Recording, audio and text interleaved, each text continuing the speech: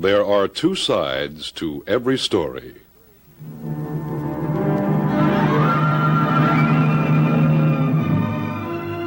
The National Broadcasting Company presents the vivid drama of life itself, broadcasting's original program of mediation, the court of human relations. And now the man who has familiarized millions of people with the idea of mediation helped to make it a creative force in American life. A.L. Alexander. No matter what the instinctive kindness or how good the intention, there are numberless forces eating away at the very structure of family life, the hectic pace at which we live, the crowded hours at which we wake, when the close contacts of many activities and many people under the same roof bring about misunderstanding, when affections freeze up and feelings of tenderness so often fade. Now, here is an interesting issue. As you witness an actual mediation proceeding in which both sides, the actual persons involved, seek to determine without technicality or complications or red tape what is just and fair. Both sides customarily agree in advance on the board. And these people in conflict are placing the issue in competent and safe hands. Miss Fannie Hurst, Dr. Ralph Emerson Davis, Dr. Robert J. McCracken. In this case, number 5031, born of very humble but very human circumstances, there is a lack of guile and honesty that I think will be quickly apparent. Now, here is the complainant wife. Mr. Alexander, members of the board, is a wife some kind of drudge just to be used? My husband is a cab driver. He works 12 hours a day. 1 week he works days, and the next week he works nights. And when he's not working, he brings home 3 friends who occupy my kitchen. When he works days from 6 a.m. to 6 p.m., he brings them home nights. When he works nights from 6 p.m. to 6 a.m., he brings them home days. Now, what are they like? 3 awful characters. Uneducated, uncouth, gruff, vulgar, and sloppy. And what do they do? They occupy my kitchen and make a mess of my home. They drink beer and play cards and make a mess of my house. My husband and his 3 friends. Now, what have you told your husband? I have told him that he and his friends, they frustrate me no end. And on account of this, I have no freedom. I can't express my feelings for him. Now, what happened last week? Last week there was an explosion. They came in, they played cards, they drank all the beer. He sent me out for more beer, like I was an errand girl. Then he sent me out for more beer. I was so fed up, I said to him, "Go and get it yourself." There was a blow-up, they got up and they left. Ever since then, my husband and I are estranged. We're strangers under one roof, we don't speak. Well, now, suppose we hear from the husband. Mr. Alexander, I got friends of mine that I knew ever since I was a kid. And we grew up together. And they come up to the house and we sit down and we play cards and we don't bother nobody. We have a couple of glasses of beer. And every time they come up to the house, she gets mad. Well, what does your wife want you to tell them, do you think? Well, she wants me to tell them to get out.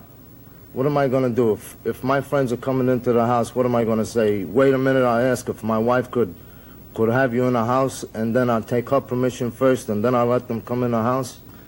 Well, your wife says that you use her like a servant. I use her like a servant. I got my mother.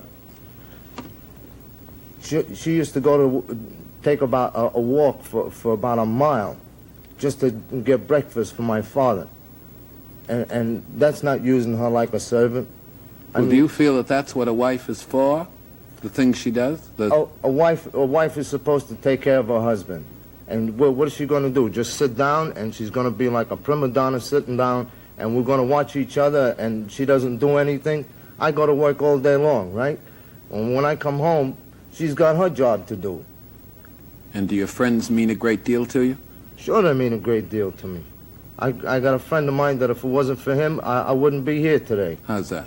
Well, I was swimming once, and I got a cramp in my leg, and he helped me to get to shore. And if it wasn't for him, I would be dead today. And he's one of the fellows that came to the house. That's right. He was drinking there. beer and playing cards. That's right. He was there when she made this whole big stink that time when I asked her to go out for beer. Well, now, did you give these friends a big build-up about your wife, or at least did you tell them things about your wife that made them think that she was quite a person? I always said the best things about her. I always said she was a wonderful wife, and that I got married, and I always said the best things. And my friends always said the best things until this last time. Now what do they say? Now she gave me this bum rap, and she. What do you mean by that? Well, she gave me this thing that she started hollering in front of my friends. You mean they don't think you're so good? And what do they tell you now? No, when I see them now, they say you better get home right away before your wife gives you a beating. Mm-hmm. So we got this thing. My friends don't come into the house anymore, and I gotta just hang around. We just hang around the house. She don't talk to me, and I don't talk to her. Just look at each other. That's right. And this has created a breach, a separation. When I married my husband, I thought he would respect and love me. I didn't know that he wanted me to use me as a slave for his sloppy friends.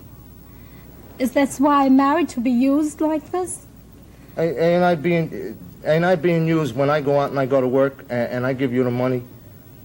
No, huh? not at all. Isn't that being used? You could call that the same thing then, right? No, I don't think it's the same thing at all. What do you think a wife should be?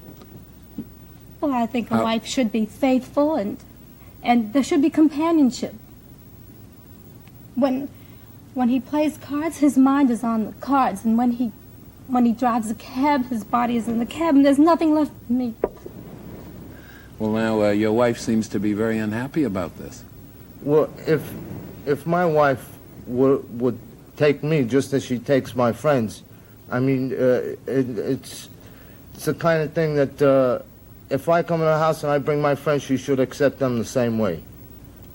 Well, she feels that you're imposing on her. How could I be imposing on her? I'm not imposing on her to take my friends in the house. And if you got friends, what are you supposed to do? Just lose all your friends because you got married? I don't mind seeing them once in a while, once a week or something like that, but not every night, Jim. I think that's more than fair. I do everything you ask me to do. Well, do you feel that you have a job, you bring in the money, right? That's right. And what's your wife's job? My wife's job is to take care of me and and your friends. My friends. If this is my only recreation when I come home, I mean, she could go along with that too. Well, now we addressed the wife.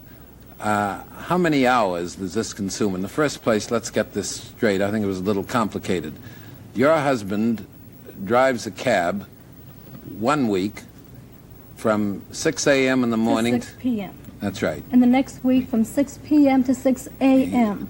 And we understand that you have to adjust your affairs, your meals, your sleeping hours, and so forth each week to correspond with your husband's working hours. Yes, that's right. Yes. Yes.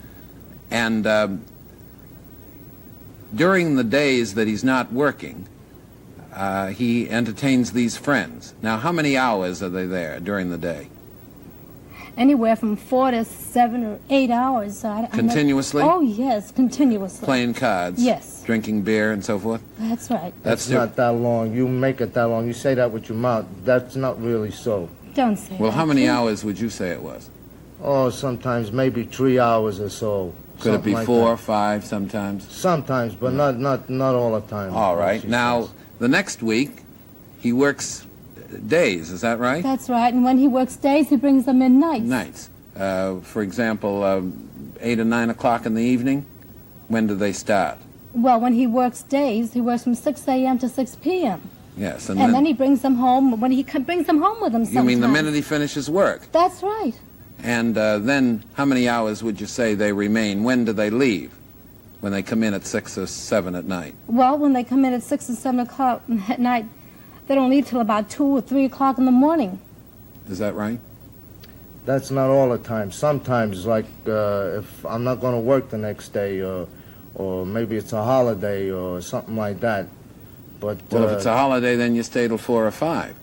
well, sometimes I work on holidays, but If you don't? if I don't, I don't stay that long with them. They got to go home too. And now I got to go over to their house, and I stay at their house. I can't even ask them to come into my house. You mean now that your friends aren't there, then you go, that is, your friends aren't at home, then you go where they are? That's right. I ain't got no mother, and I ain't got no father. I lost both my parents. Well, how about your wife? Well, I stay with her sometimes too. Dr. McCracken?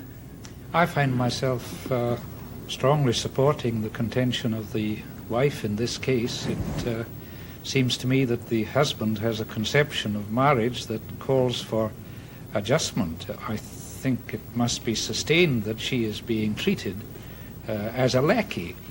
She's at the beck and call of this man and of the friends that he brings in.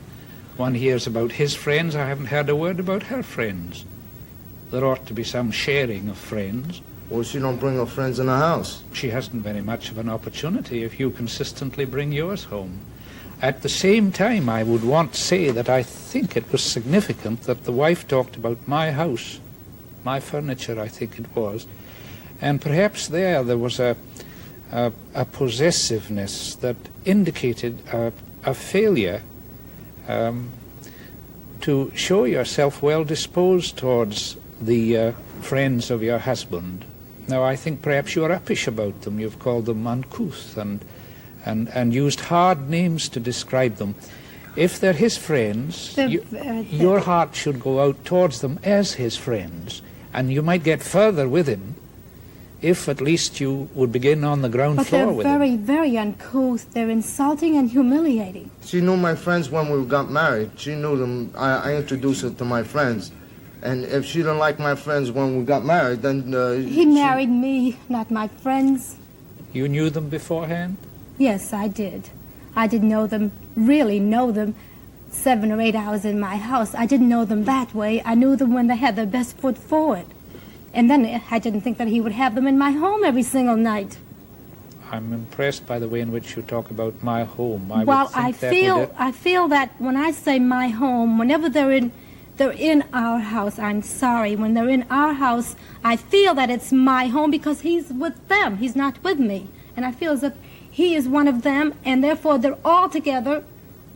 She always says that. It's her furniture, and watch out, don't ruin my furniture, and you're going to have them in the house again, and everything is hers. And there's the same thing. I feel like I got to ask her like a mother if I could have my friends in. You mean you don't want to ask her permission? That's how I feel. I got to ask her if I could do one thing or another. And I feel if I start to do something like this with her now, and I start to ask her if I can do this, and she's going to tell me what to do, I'm finished. She's going to tell me what to do the rest of my life. I can't agree about that. I think you both have got to learn to meet one another and to find common ground. She has to make concessions, but I think you have far more concessions to make, because it seems to me that you're too demanding in the service you require of your wife. And this may in part be due to your home training, to what you saw your mother do for your father. But this is another generation, and we have other mores in this country. And it seems to me your wife's case is strong along the line of what you require of her. But she should come halfway towards you, and there is a hospitality that you should extend to the friends of your husband, overlooking things that perhaps are not acceptable to you personally.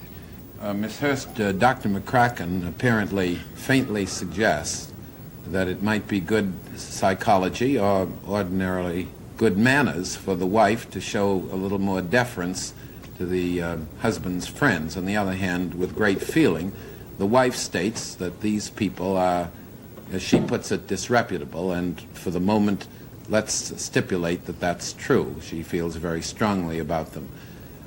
Would you say that there is an obligation for her to run errands and act as a drudge and a servant girl and so forth for periods of from 4 to 8 or more hours at a stretch and almost every night or every day that her husband isn't employed. How do you feel about the issue? To tell you the truth, I haven't heard this attitude from a young man who's been reared in our country, but rarely. And I think to ask your wife in the presence of your guests to run out and buy beer, and as I understand it, not only to ask, to demand that she run out and buy beer. I didn't demand. I asked her to go. She could have said, no, I don't want to go, and she wouldn't go. No. But I asked her to go, and she got mad. You demand. You always demand, Jim. You know you do. And what did you say finally when the explosion came? What did did you I- tell him? I told him to go and get it yourself. Then there was a blow up. I think that was a natural reaction, sir. Let me ask you, I haven't heard you in any way provide in your thinking or in your expression for the amusement of your wife, for spending time with her, for entertaining her, for seeing that she has the pleasures outside the home that she probably needs, considering the strange and difficult hours when you are working very hard. I'll grant you that.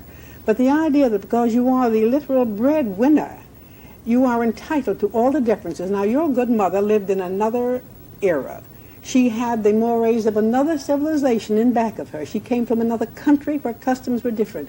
I don't think you can legitimately compare the behavior of your mother toward your father with a modern young woman in our kind of society. It seems to me that you are asking everything and giving very little. I must say that I think this young woman's position is tragically difficult under the circumstances, where you are obsessed. Now, these friends of yours, I am sure she said so herself, in moderation she would be satisfied, if not delighted, to have them in the home. Couldn't you compromise on that situation, give her more time, and treat her with more dignity and more respect for the fact that this woman is your wife, not your slavey? Well, I do take her out. We go to a movie every now and then, but sure, I'll give her more time if she accepts my friends in the house, though. Have you indicated, we addressed the complainant wife, without going into substantial detail, have you indicated that because of your husband's interest in his work, his card playing, and his buddies, that he's shown very little romantic and emotional interest in you? That's right, because his mind is always on the cards, and as I said before, his body is always in the cab working. There's nothing left for me. Well, we'd like to ask you again, Miss Hurst, about the introduction of a certain line of thinking on the part of Dr. McCracken.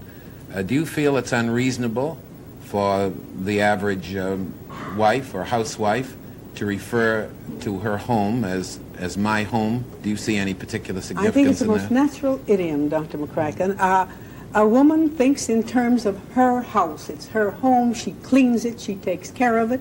She tries to make it appetizing and presentable to her husband. And what am I probably supposed to to say? his It's my friends. money, right?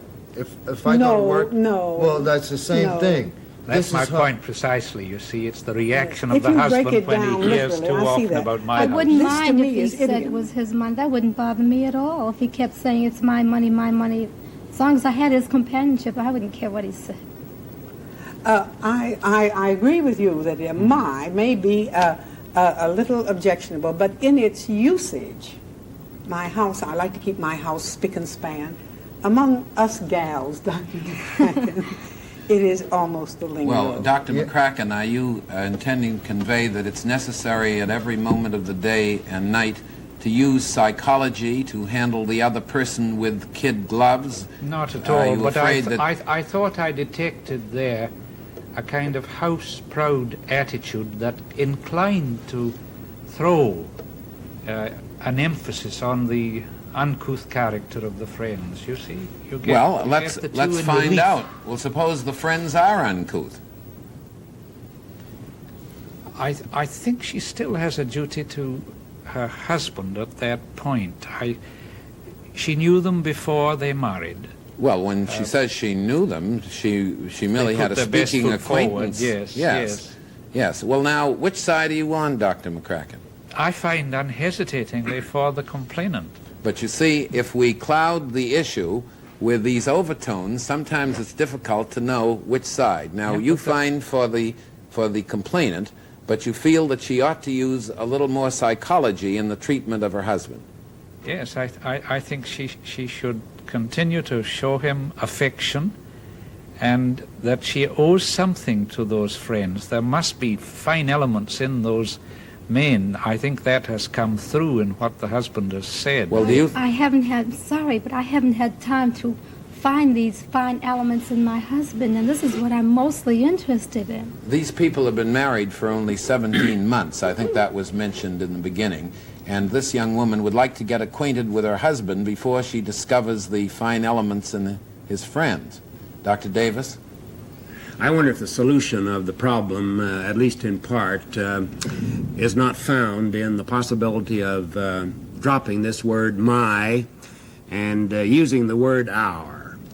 Why can't you begin talking about our marriage, not my marriage, not your marriage, our marriage? Who are you addressing now, Dr. Davis? I am addressing both of them. Two people have fallen apart. We are trying to bring them together, and I have the feeling that both of them will be helped in getting closer to the other person if instead of talking about my interests and my friends and my furniture and my home and my money, you begin talking about our money and our friends. What about having our friends in tonight? Well, Dr. Davis, let's just analyze this. I mean, we want to set forth all the aspects of this situation and clear up the picture. But here is the issue as we see it. Our friends are coming into the house and they're drinking beer and playing cards for 5 or 6 or 7 or 8 hours or perhaps longer. And she says that she's being used as a slop girl. Now, should she say, our friends under those circumstances? No, now, let's be realistic at about that point, we're going to do some re-choosing. Well, now of we've our reached friends. the point, and they've had a complicating situation, and they have a breach between them, and they've come here to settle it. Now we want to know, which side do you take, and where do you think the emphasis should be? Yeah, wait a minute. You're starting to say, well, we start to choose our friends and everything. Now, before I know it, she's going to choose my friends, and she's going to choose when I'm going to take her out. And in about 2 years from now, it's going to depend on what she says, and then I have no say-so in this at all. Dr. Right? Davis, I think we must recognize that we're dealing with types of persons here, and I say this not in an uncomplimentary manner at all. We're dealing with human beings, as such, who do not want the same kind of friends or don't have the capacity for the same kind of friends. Apparently, on that basis, there is no equality. He has his friends, and apparently he doesn't know any of her friends at all. And if she has any friends, she keeps them to herself, or perhaps he wouldn't like her friends.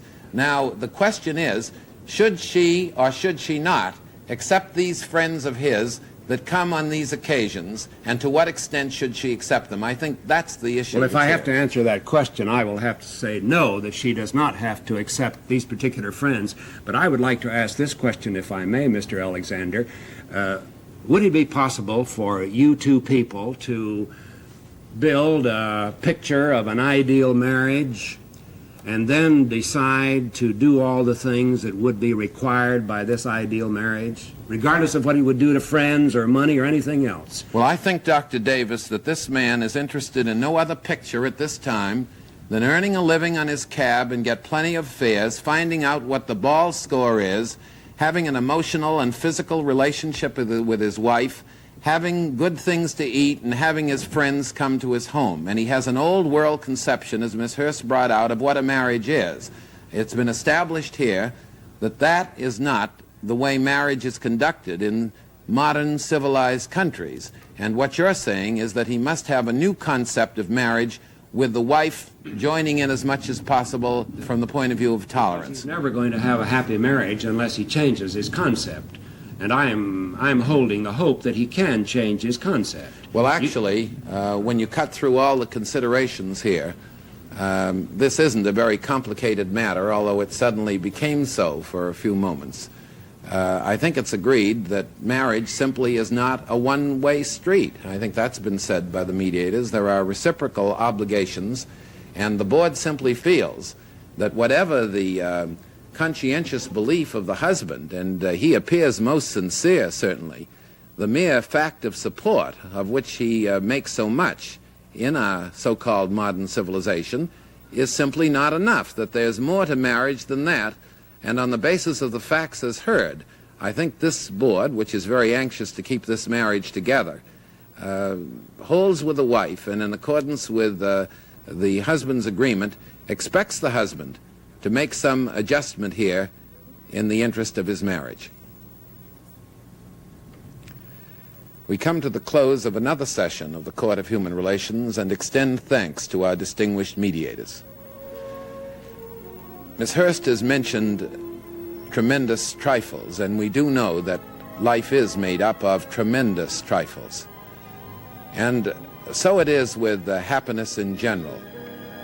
It is the minute fractions, the little soon-forgotten charities of a kiss or a smile, a kind look, a heartfelt compliment, and the countless infinitesimals of pleasurable and genial feeling.